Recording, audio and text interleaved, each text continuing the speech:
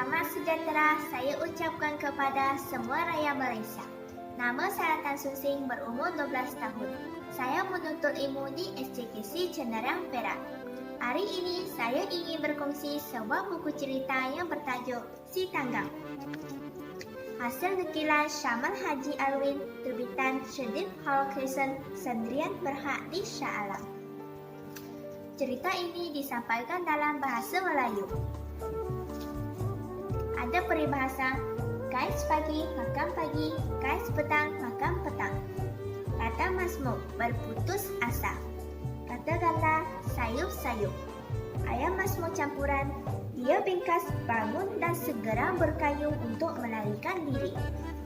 Falsa menarik, petir berdundung dengan kuatnya. Kilat pula sabung menyambung. Cerita ini mengisahkan seorang anak orang asli menjadi pelayan yang berjaya dengan tata dan berkuasa, tetapi sayang sekali dia telah menderhaka terhadap ibu bapanya. Bermulanya cerita dengan si Tanggang membina perahu sendiri untuk ke pulau yang berhampiran untuk menghilangkan kesedihan hatinya apabila gadis kesukaannya si Bulan telah berkahwin dengan si Ebil. Ketika dia mendayung sampan, dia telah dicolek oleh segerombolan pedagang yang berlayar. Akibatnya, si Tanggang telah menjadi budak suruhan kepada Nakota Jaya. Apabila melihat potensi ada pada si Tanggang, Nakota Jaya melantik si Tanggang menjadi Nakota Kapak. Si Tanggang juga telah berkahwin dengan Puspasari, anak kepada saudagar Perak. Kemewahannya berlipat ganda dan siapa sangka dirinya asal dari kaum hutan menjadi pedagang yang kaya raya. Sehinggalah suatu hari apabila beliau mengajak kedua-dua isterinya untuk berlayar berbulan-bulan lamanya untuk berdagang ke luar negeri, ini membawa pertemuan kepada ibu bapanya semula.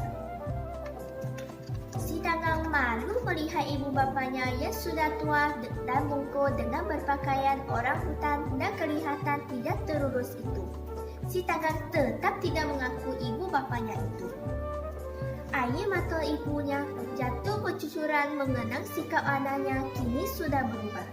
Ibunya mendoa agar balasan dikenakan terhadap anak yang terhaka itu.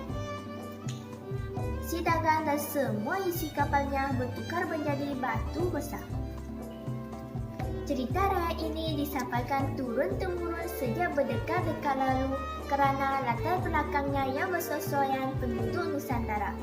Walaupun cerita ini tidak begitu realistik, iaitu anak yang derhaka kepada ibu bapa mendapat balasan menjadi batu selama-lamanya, padahal balasan begini tidak mungkin berlaku pada zaman sekarang.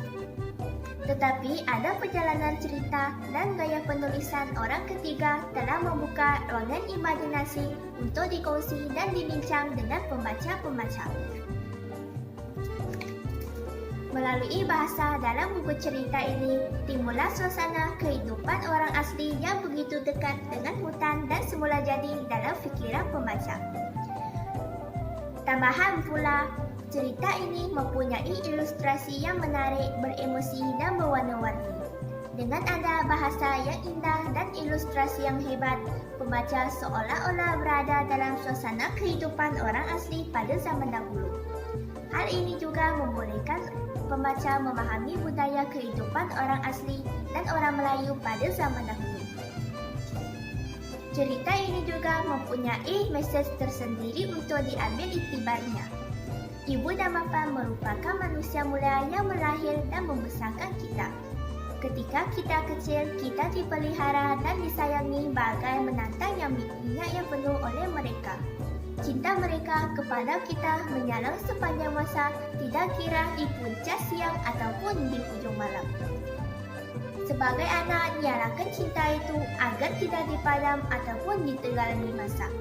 Biarpun kita di kota maupun di desa, dalam keadaan payah maupun senang, kita sewajib-wajibnya mengenang jasa dan mempergunakan mereka. Sekian, terima kasih.